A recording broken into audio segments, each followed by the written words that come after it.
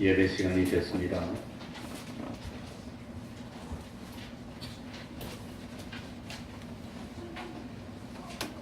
다 같이 묵상 기도 드림으로 주일 오전 예배 시작하겠습니다.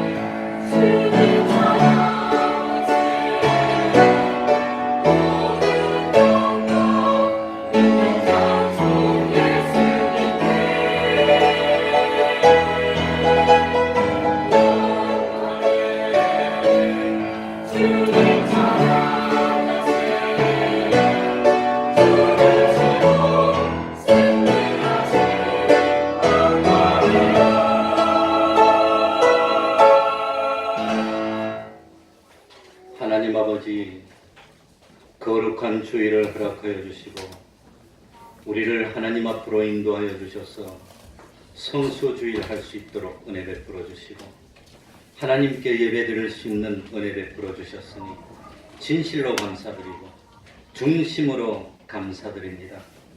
하나님 아버지, 광야 같은 세상입니다. 우리 주님의 도움이 없이는 하루도 견딜 수 없는 저희들입니다.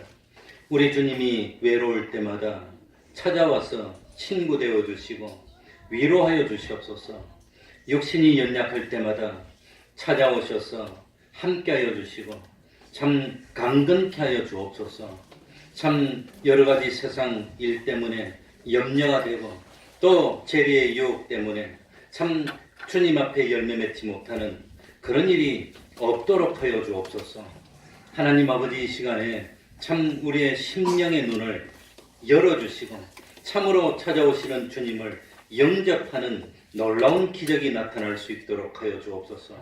참 영혼 불변하신 그 하나님의 자비하심과 인자하심을 깨닫도록 하여 주시고 그 주님의 사랑을 깨닫는 것만큼 기쁨을 누리고 깨닫는 것만큼 평안을 누리고 하나님 아버지, 참 그 하나님의 한없는 사랑을 깨닫고 주님의 사랑에 감격하여 참 곁길 가지 못하고 사도 바울처럼 모든 사람에게 자유하였으나 스스로 모든 사람에게 종이 되어서 한 사람이라도 더 하나님 앞으로 인도하는 그 길 갈 수 있는 저희들이 되게 하여 주옵소서.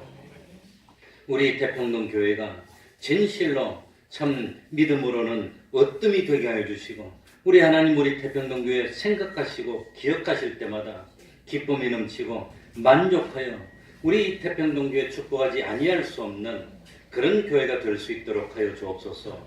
하나님 아버지, 우리 이 권속들이 어디서 무엇을 하더라도 하나님을 모시고 하나님과 동행함으로 형통케 하여 주시고 어디 가더라도 머리 되고 꼴이 되지 않도록 하여 주시고 기둥같이 여김받고 참 함께하고 싶은 그런 하나님의 종들 되게 하여 주옵소서. 가정마다 하나님이 함께하시는 가정이요, 우리 하나님이 안보하여 주시는 가정이요, 우리 하나님이 축복하여 주심으로 물질의 부족이 없고 화목하며 건강하며 참 진리와 영감으로 하나 되는 그런 성전 이루는 가정들이 다 되게 하여 주옵소서. 이 시간 주님의 이름으로 모인 곳곳마다 하나님의 은총이 함께하여 주시기를 바라며 예수님 이름으로 기도하옵나이다. 아멘. 다 같이 자리에서 일어나셔서 찬송가 98장입니다. 찬송가 98장입니다.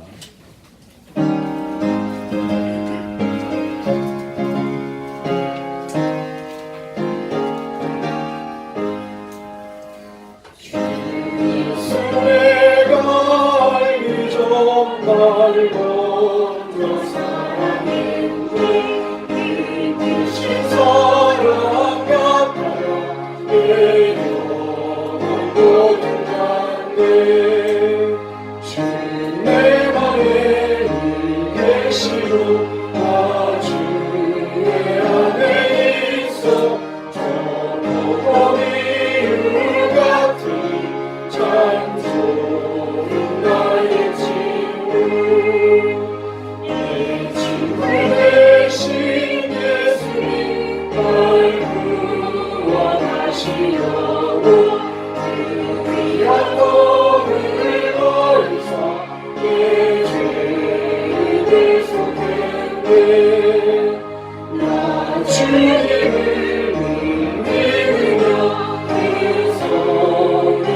무지하고 원한을 바쳐서 끝까지 충성하리.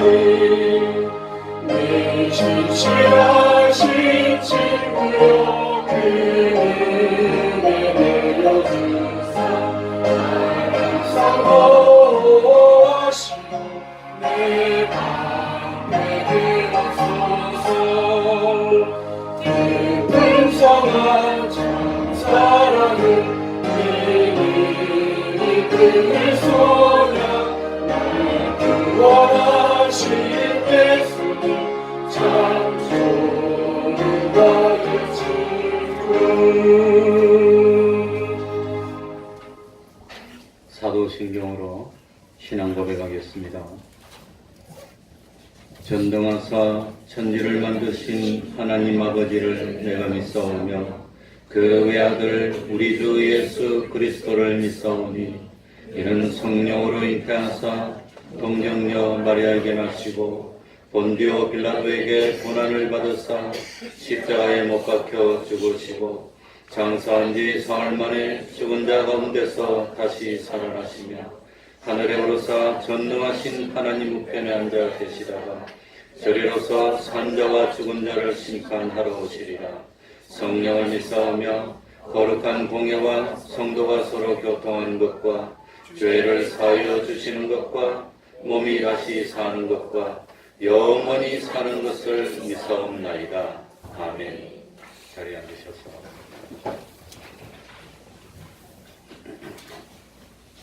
찬송가 144장입니다.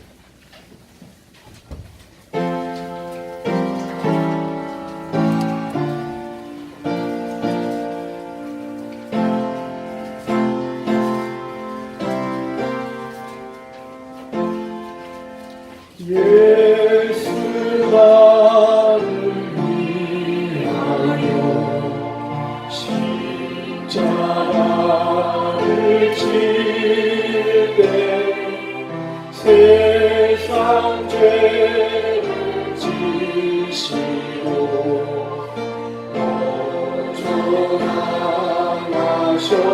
어존하셨네. 예수여 예수여 나의 죄 위하여 보배 피를 죄인 받으소서.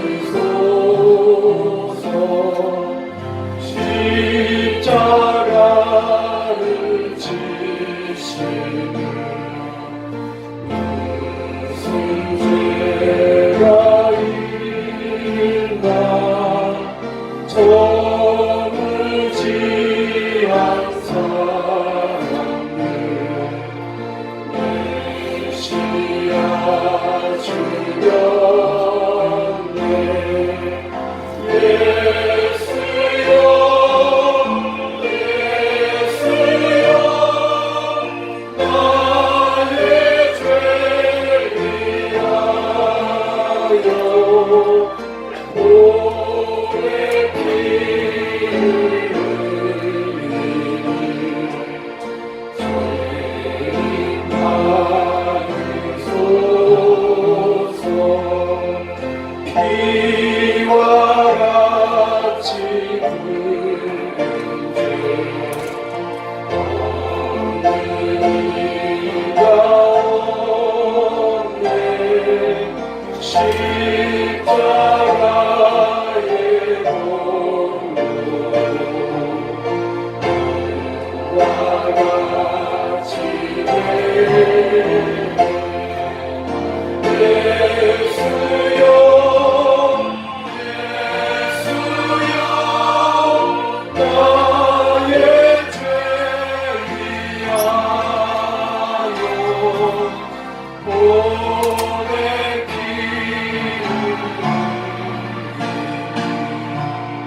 죄인 받으소서.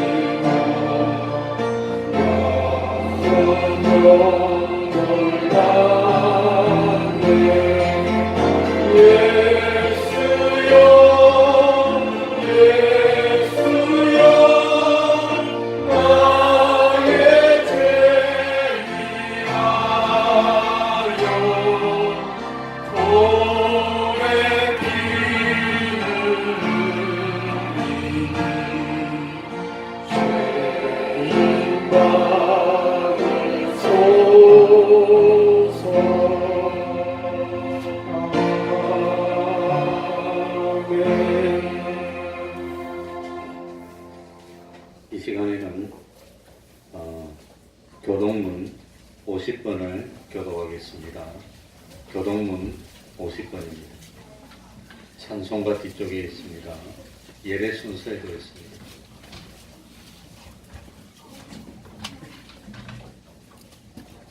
교동문 50번입니다.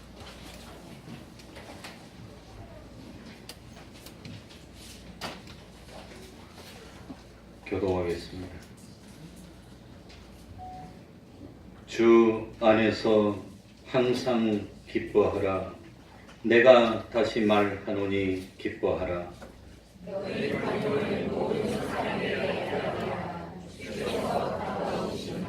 아무것도 염려하지 말고 오직 모든 일에 기도와 간구로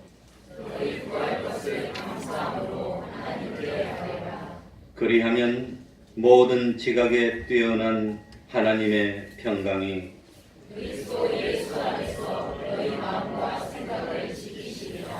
정말로 형제들아 무엇에든지 참되며 무엇에든지 경건하며 무엇에든지 오르며 무엇에든지 정결하며 무엇에든지 사랑하며 무엇에든지 칭찬하며 무슨 덕이 있든지 무슨 기림이 있든지 이것들을 생각하라. 너희는 내게 배우고 받고 듣고 공부하라. 그리하면 평강의 하나님이 너희와 함께 계시리라. 아멘. 이제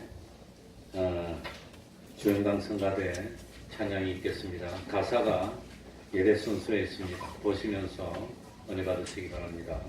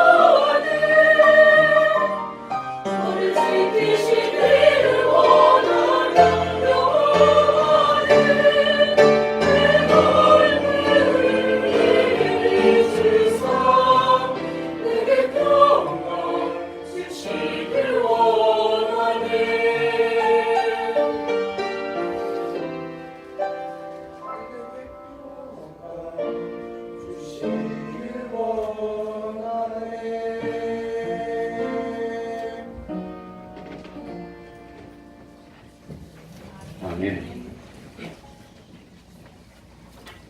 이 시간에는 김용 집사님 예배를 위해서 기도해 주시겠습니다. 다 같이 기도드리겠습니다.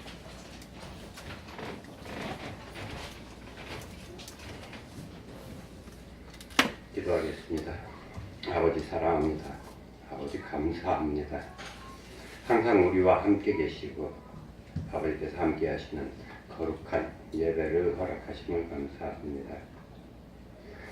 아버지, 우리는 우리 스스로 선한 존재가들이여 선하신 하나님을 떠난 자들이여 아버지께서 우리 가까이 있게 하신 빛을 보지도 알지도 못하는 어두움이었습니다.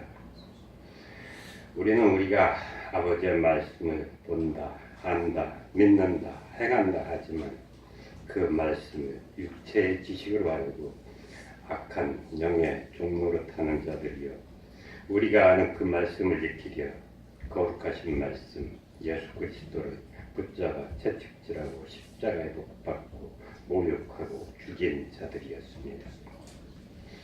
아버지, 이 같은 우리를 선택하여 부르시고 우리 주 예수 그리스도의 대속하심으로 구원하심을 감사합니다. 우리 안에 참된 생명 예수 그리스도의 거룩한 영을 거하게 하시고 우리를 진리 안에서 예배하게 하심을 감사합니다. 아버지의 기름 부으심의 가르침으로 우리에게 진리를 열어 보여주시고 아버지의 선하신 다스림 안에서 살게 하여 주심을 감사합니다. 우리를 예수 그리스도께서 머리이신 교회의 지체로 만드시고 우리를 통해 아버지의 영광을 드러내심을 감사합니다. 하늘들과 땅과 바다 그 안에 있는 모든 것들 그리고 우리의 삶을 통해 아버지께서 살아 역사하심을 드러내심을 감사합니다. 아버지, 예수 그리스도 하나님께서 모욕당하신 피 흘리심 죽으심을 통해 세우신 우리의 대평동교회 세상의 것을 말하고 세상의 영광을 추구하는 교회가 아니라 아버지의 영광을 드러내는 교회 그리스도 예수 안에 깊이 뿌리내리고 진리를 말하는 교회 생명의 향기를 세상에 전하는 교회에게 하여 주옵소서. 아버지, 항상 아버지의 말씀을 바로 전하려 애쓰는 목사님을 축복하여 주옵소서. 목사님께 성령의 권세와 능력을 넘치게 하여 주옵시고 목사님을 통해 선포되는 모든 말씀 생명의 말씀이 되게 하여 주옵소서. 아버지, 오늘도 그리스도의 몸의 지체의 역할을 다하여 수고하는 이 교회의 모든 기관들과 보이지 않는 곳에서 수고하는 모든 성도들에게 은혜와 축복을 더하여 주옵소서. 아버지, 예배에 함께 하시며 우리의 찬양과 기도를 받으심을 감사합니다. 우리가 강건하거나 허약하거나 부유하거나 가난하거나 고귀하거나 천하거나 항상 우리 안에 거하심을 감사합니다. 우리의 생명, 우리의 영광, 우리 주 그리스도 예수의 이름으로 기도드립니다. 아멘.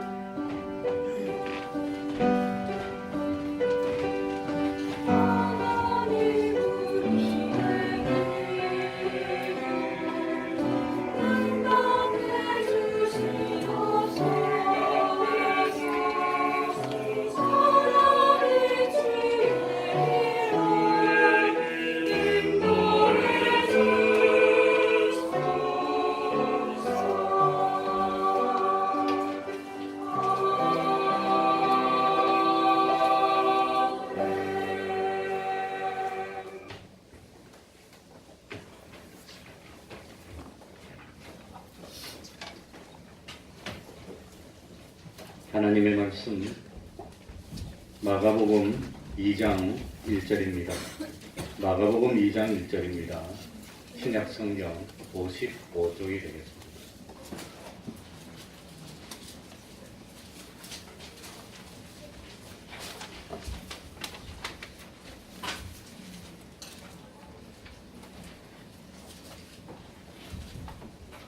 마가복음 2장 1절입니다.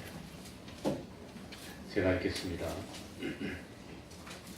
수일 후에 예수께서 다시 가버나움에 들어가시니 집에 계신 소문이 들린지라 많은 사람이 모여서 문 앞에라도 용신할 수 없게 되었는데 예수께서 저희에게 도를 말씀하시더니 사람들이 한 중풍병자를 네 사람에게 메워 가지고 예수께로 올세 무리를 인하여 예수께 데려갈 수 없으므로 그 계신 곳에 지붕을 뜯어 구멍을 내고 중풍병자의 누운 상을 달아내리니 예수께서 저희의 믿음을 보시고 중풍병자에게 이르시되 소자야 네 죄 사함을 받았느니라 하시니 어떤 서기관들이 거기 앉아서 마음에 의논하기를 이 사람이 어찌 이렇게 말하는가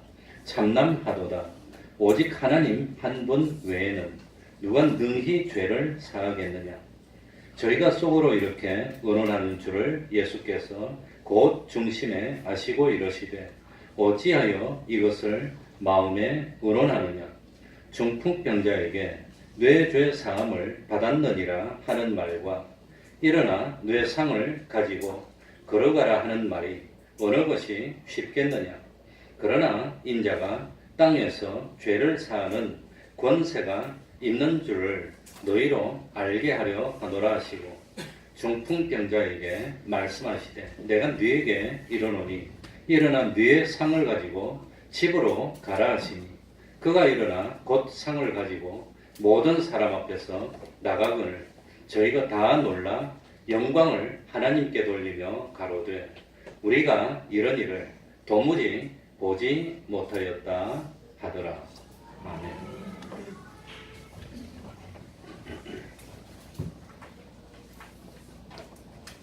우리들이 잘 알고 있는 내용입니다. 한 중풍병자가 침상에 누운 채 네 사람에게 들려서 예수님께 왔습니다. 예수님이 그 중풍병자를 고쳐주었습니다. 그 결과 그 중풍병자는 자기 발로 일어나서 자기가 누웠던 침상을 들고 자기 발로 걸어서 갔다는 겁니다. 그런데 이것이 오늘 말씀드릴 중요한 내용이 아니라고 하는 겁니다. 중요한 내용은 초점은 다른 데 있습니다. 그게 뭘까요?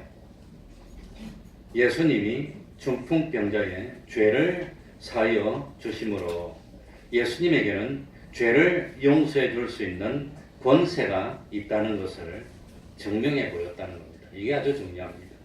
이것이 오늘 본문의 핵심입니다.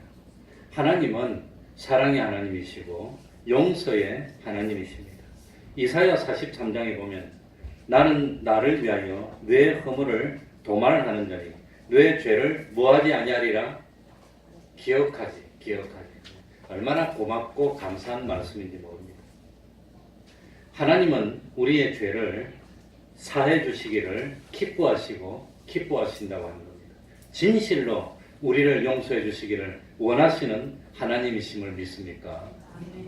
죄를 용서받는다는 것, 그 기쁨을 체험해보지 못하면 모를 겁니다. 얼마나 기쁜 일입니까? 그러니까 예수님은 임마누엘로서 우리와 함께 하시면서 죄를 용서해 주시고 구원으로 인도해 주시는 구세주가 되신다고 하는 겁니다.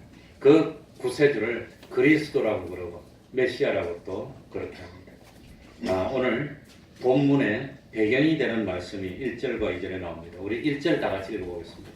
수일 후에 같이 읽습니다. 시작. 수일 후에 예수께서 다시 가버나움에 들어가시니 집에 계신 소문이 들린지라. 예수님이 아주 어릴 때 자랐던 고향은 어디지요? 나사렛. 예수님이 나사렛 사람입니다. 누가복음 4장이 나옵니다. 그런데 나사렛 사람들은 예수님이 전하시는 복음을 듣지 않고 예수님을 배척했습니다. 우리들이 너 어릴 때부터 봤는데 너는 참 목수의 아들이고 마리아의 아들 아니냐? 너가 너까지 게 뭐 아는 게 있다고 고향 사람들이 배척했다고 하는 겁니다. 그리고 이 참 예수님이 그 복음을 전할 때 예수님을 동네 바깥으로 쫓아내버리고 저 산 낭떠러지로 데려가서 낭떠러지에서 밀어서 죽여버리려고 했습니다. 이 예수님이 참 고향에서는 복음 전하는 것을 포기하시고 드디어 이사를 갔습니다. 어디로 이사를 갔지요? 가버나움으로. 그래 마태복음 4장 13절에 나옵니다. 그래서 이때부터 가버나움이 예수님의 본 동네라고 자기 본 동네가 됐습니다. 그래서 이 예수님은 삶의 터전을 나사렛에서 가버나움으로 옮겼고 그때부터 이 가버나움을 근거로 해서 예수님은 온 갈릴리 지방을 두루다니면서 마을 회당에서 복음을 전합니다. 이 복음을 전하면서 병든 사람을 고쳐주기도 하고 귀신을 쫓아내기도 했습니다. 그러다가 예수님이 어느 날 가버나움에 집에 있을 때 그럴 때 한 문둥병 나병 환자가 예수님을 찾아옵니다. 예수님은 그 나병 환자를 불쌍히 여기시고 나병을 고쳐서 깨끗하게 만들어줬습니다. 그리고 이 사실을 말하지 말라 그랬는데 이 나병 환자는 예수님의 경고에도 불구하고 나가가지고 막 선전하고 말하고 다녔습니다. 그러니까 소문이 얼마나 퍼졌는지 문둥병인 거 모르는 사람이 어디 있습니까? 그런데 하얘지니까 얼마나 놀랐습니까? 소문이 막 퍼졌습니다. 그래가지고 아픈 사람들이 예수님에게 막 몰려오니까 복음 전할 수가 없었어요. 그래가지고 다시는 드러나게 동네에 들어가지 못하고 동네 바깥에 한적한 곳에 계셨는데 그래도 예수님이 계시다는 소문이 들리면 사방에서 동서남북에서 사람들이 막 구름대처럼 몰리니까 그래서 한동안 가버나움을 떠나서 갈릴리 다른 지방에 소문이 좀 덜난 데로 가서 또 복음을 전하고 기적을 베풀고 복음을 전하고 그렇게 하다가 2장 1절에 보니까 며칠이 지났어요? 수일이 지났습니다. 그래서 시간이 어느 정도를 흐르고 난 뒤에 이제 좀 괜찮겠거니 아무도 모를 때 아마도 저녁에 오셨는지 가버나움으로 어떻게 했습니까?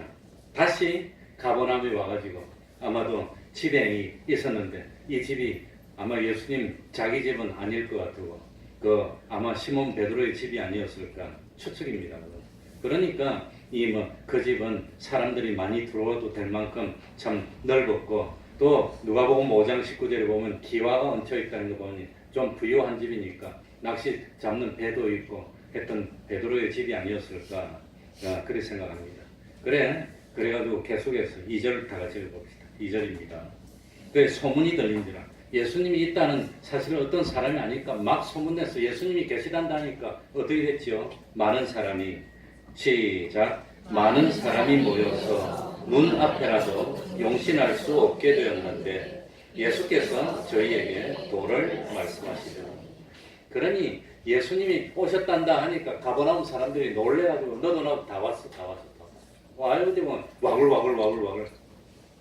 그러니 대문 안에도 와글와글, 대문 바깥에도 와글와글, 온 동네 사람들 다 모여서 그냥 난리가 났습니다. 예수님 소문만 나도 이렇게 사람들이 많이 모이고 했으니까 예수님이 복음 전하는 일이 잘 되고 열매를 맺는 겁니까? 아닙니까? 1번은 열매를 잘 맺고 있다. 2번은 아니다. 1번입니까? 2번입니까? 꼭 3번이라는 너무 그래. 이 모인 사람들 중 대부분은 하나님의 나라나 복음에는 관심이 없었다고 하는 겁니다. 그게 문제입니다. 대부분의 사람들은 혹시 병 좀 고칠 수 있을까? 어깨도 아픈데 허리도 아픈데 좀 고칠 수 있을까? 또 혹은 뭡니까? 요한복음 6장에 나오는 대로 예수님이 기적을 일으켜주면 뭐 맛있는 거나 좀 먹고 배도 부를까? 또 기적을 행하는 걸 보면 신기하니까 구경 좀 할 수 있을까? 그런 마음으로 모였다고 하는 겁니다. 예수님이 바닷가에 계실 때도 사람들이 소문 듣고 모여서 예수님에게 막 모여오니까 할 수 없이 예수님이 땅바닥 위에 서 있으면 자꾸 몰리니까 배를 타고 나서 배를 좀 띄우고 바다에서 설교하고 그러셨다고 하는 겁니다. 오늘 본문에서도 이 중풍병자가 그 돌발적으로 나타남으로 인해서 예수님의 가르침이 중단될 수밖에 없습니다. 많은 사람이 모여들었다고 해서 하나님 나라를 전파하고 복음을 전하여서 사람을 구원하는 일이 많은 성공을 거두는 것만은 아니라고 하는 겁니다. 우리 태평동 교회처럼 한 70 몇 명쯤 모여도 알짜배기 교회가 될 수 있습니다. 몇 명도 잘하죠. 많은 사람이 모이면 많은 열매도 맺을 수도 있고 그렇지 못할 수도 있는데 예수님 때 보니까 많은 사람이 모였는데 대부분의 사람들은 구경하러 왔다고 합니다. 그래서 예수님은 사람들이 다 가고 난 뒤에 제자들만 있을 때 깊은 구원의 도리를 제자들에게 가르치고 그랬습니다. 2절에 보니까 예수님이 모여든 많은 사람에게 무엇을 말씀했다고 그랬죠? 도. 이 도가 뭡니까? 도. 금도, 유도 그런 도가 아니고 이 도는 헬라말로 로고스입니다. 진리의 말씀, 성경 말씀을 가르쳤다는 뜻입니다. 그래 이 예수님이 성경 말씀을 가르치면서 참 옛날에 나사렛에서는 가난한 사람들에게 눈먼 사람들에게 포로된 자들에게 눌린 자들에게 복음을 가르쳐서 참 이 자유를 주고 이 참 해방을 주고 기쁨을 주려고 했는데 나사렛 사람들은 자기가 하나님의 백성인데 자기를 죄인 취급하니까 화가 났어. 너가 뭔데? 기껏 해봐야 아버지가 목수고 엄마가 마리아인데 니까지 게 뭔데 우리를 죄인 취급해. 그래가지고 예수님을 산으로 데려서 남떨어지로 가서 밀어뜯으려고 했어. 그래서 예수님은 그 다음부터는 참 이 예수님은 죄인을 찾아오셨습니까? 의인을 찾아오셨습니까? 자기가 의인이라 하면 예수님 필요 없는 겁니다.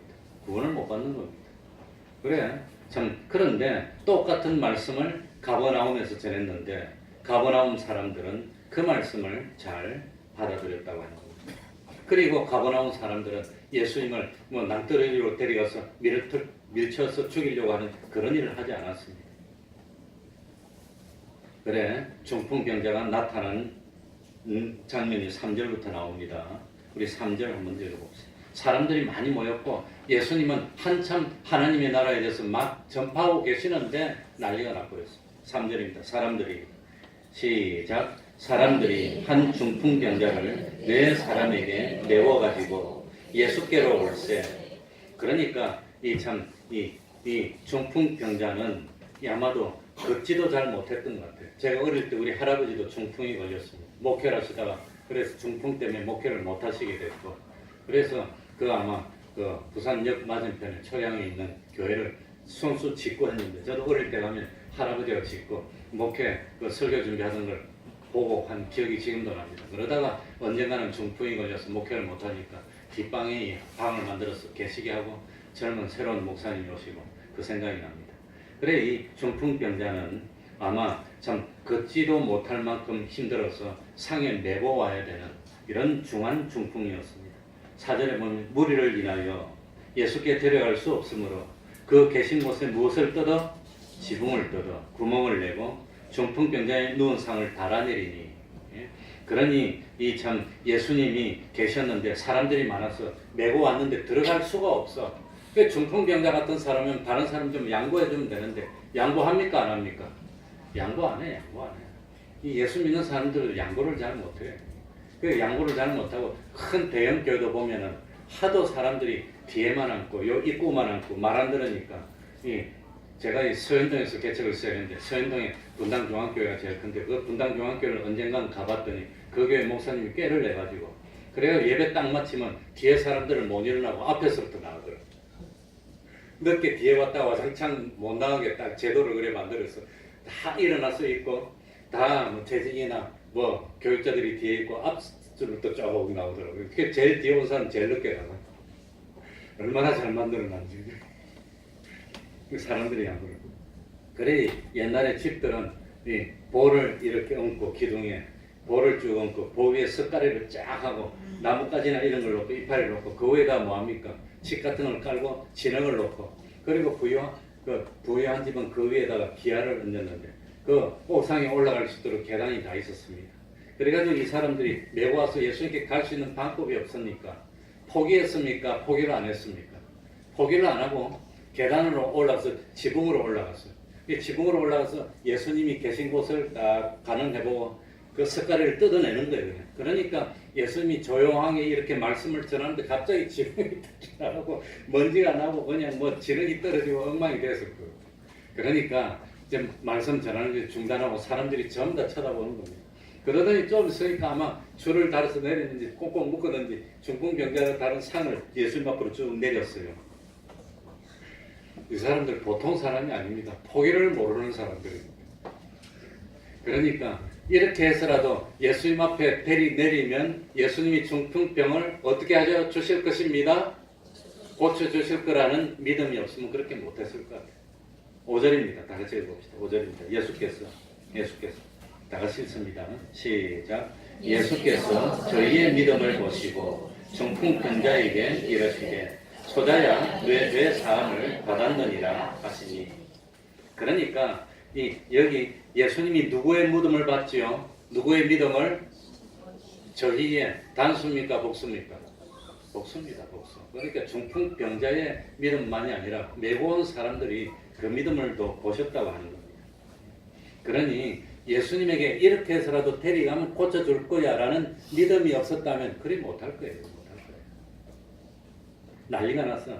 아마 내가 이 예배 드리는데 누가 지붕 부시고 내렸으면 난리가 났을 것 같아. 누가 보고 그런데 예수님은 그거 보고 고쳐주셨다고 하는 거예요. 고쳐주셨어요. 그래. 참. 예수님이 그걸 보시고 참 뭐라고 했습니까? 고쳐주시는데 먼저는 오늘 5절에 보니까 소자야 뇌 죄 사함을 받았느니라. 이걸 먼저 했다고 하는 거예요. 그러면 이 메고 온 사람들은 뭐 하려고 메고 왔지요? 병 고치려고 왔는데 예수님은 병 고치기보다는 뭘 하셨지요? 내 죄 사함을 받았느니라. 이걸 먼저 하셨다고 하는 겁니다. 그러니까 정말 예수님이 하고 싶은 것은 뭐 해주고 싶단 말입니까? 죄 사하여 주고 구원으로 인도하고 싶다는 겁니다. 정말로. 그게 큰 문제입니다. 중풍병 고쳐도 또 살다 보면 또 참 다른 병 또 들 수도 있어. 또 심장마비 그러면 안 되지. 다른 병 들 수도 있어. 밥 한 끼 먹어줘도 좀 지나면 또 배고플 수도 있어. 그러나 제일 중요한 게 뭐라 말입니까? 죄 용서받는 게 그게 중요하다는 겁니다. 죄 용서받는 구원 얻는 게 이게 중요하다고 하는 겁니다. 그래 여기 보니까 소자야가 무슨 뜻일까요? 소자야, 대자야, 장자야, 길자야 그겁니까? 소자야가 뭐지요? 네? 소자야. 그래 소자는 별 볼 일 없는 나쁜 말하면 작은 자야 그런 의미도 있지만 제가 영어 성경 중에서 원문을 아주 직역한 NASB를 주로 보고 의역한 NIV도 보긴 보지만 딱 보니까 두 가지 다 의뢰라서 소자야를 영어로 번역했는데 뭐라고 했을 것 같습니까? My son, 내 아들. 그런 소자는 아들이라는 뜻이 있습니다. 마귀의 종으로 있었는데 누구의 아들이 됐단 말입니까? 하나님의 아들이 됐어요. 구원받았다는 뜻입니다. 죄 용서. 그거보다 더 큰 것이 없는 겁니다. 구원받았어요. 물에 빠져서 허우적거리는데 제일 중요한 게 뭡니까? 너 배고프니? 그게 중요합니까? 너 폼이 좀 안 나니? 아니면 옷이 그 모양이니? 그게 중요합니까? 내가 정주영 회장의 책 읽어보니까 포항에 아무튼 현대중공업 가서 차 운전하다가 바다에 빠졌는데 빠져가지고 나와가지고 정정 회장이 그 급박한 순간에도 물에서 건진받았을 때 신발을 벗고 있으면 좀 뭡니까 창피할 것 같아서 신발을 안 벗었다 그러더라고요. 그 책에 그렇게 적어놨더라고요. 그 사람 대단한 분입니다. 그 순간에도 그냥 나와서 옷은 젖었어도 신발을 신고 있어야지 맨발로 이러고 있으면 창피할 것 같았어요.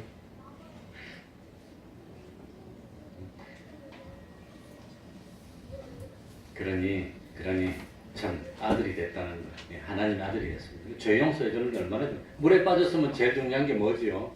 건져주는 거지. 제일 중요한 거 해결했는데 우리는 물에 빠졌는데 건져주는 것보다도 밥 내놓으라고 돈 뭡니까? 돈 내놓으라고 그거 우리는 더 오라고 했어요. 그거. 주님이 얼마나 답답하겠습니까? 그런데 이 내 죄 사함을 받았느니라고 구원해 줬더니 이제는 거기다 시비 거는 사람이 생겼습니다. 6절입니다. 어떤 누구들이 서기관들이 거기 앉아서 마음에 언언하기를 예수님 당시에는 이스라엘 사람들이 크게 4가지 지파가 있었습니다. 12지파 말고 예수님을 믿는 그 지파가 4가지가 있는데 제일 먼저가 사두개파가 있습니다. 이 사람들은 성전을 참 다스리는 권세가 있어서 성전에서 나오는 이권으로 참 이 부귀영화를 누렸던 제일 부유했던 그런 사람이고 이분들은 부활을 믿지 않았던 종파입니다. 두 번째가 바리새파입니다. 부활을 믿고 하나님을 말씀대로 제일 많이 믿으려고 노력했지만 외식이 많았던 사람들이고 세 번째는 뭡니까? 세나파입니다. 이 세상이 다 꼴보기 싫으니까 저 산에 가서 수도원 만들어 놓고 우리끼리 열심히 믿자. 세나파고 네 번째는 뭡니까?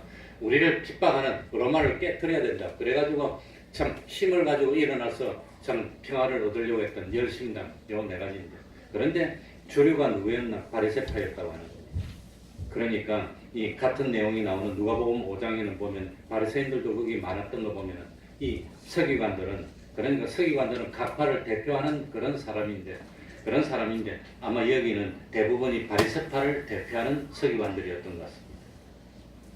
그러니 예수님이 중풍병자에게 소자야 내 죄의 사함을 받았느니라고 말씀했을 때 이 참 서기관들이 이 참 대단히 뛰어났던 학문적으로 앞선 사람들인데 좋아했을 때 예수님을 책잡아서 죽일 수 있는 건수를 이제 붙들었다고 하는 겁니다. 7절에 마음속으로 뭐라고 논했지요? 이 사람이 어찌 이렇게 말하는가? 뭐하도다? 참남하도다. 오직 누구 외에는 하나님 한 분 외에는 누가 능히 죄를 사하겠느냐? 누가 능히 죄를 사하겠느냐? 하나님만 죄를 사할 수 있다는 겁니다. 그래서 신구약 성경에 보면 어떤 존재도 너의 죄의 사함을 받은 내가 너의 죄를 사하노라 이렇게 어느 선지자도 하나님의 사람도 제사장도 뭐 이렇게 선포한 적이 없습니다. 누구만 이 말 할 수 있습니까? 너 죄의 사함을 받았느니라 이 말을 할 수 있는 사람은 누구밖에 없어요? 하나님밖에 없어. 하나님의 아들 예수님 그리스도밖에 없다는 겁니다. 예수님이 너의 죄의 사함을 받았느니라 하는 것은 자기가 누구인 것을 밝힌 겁니까?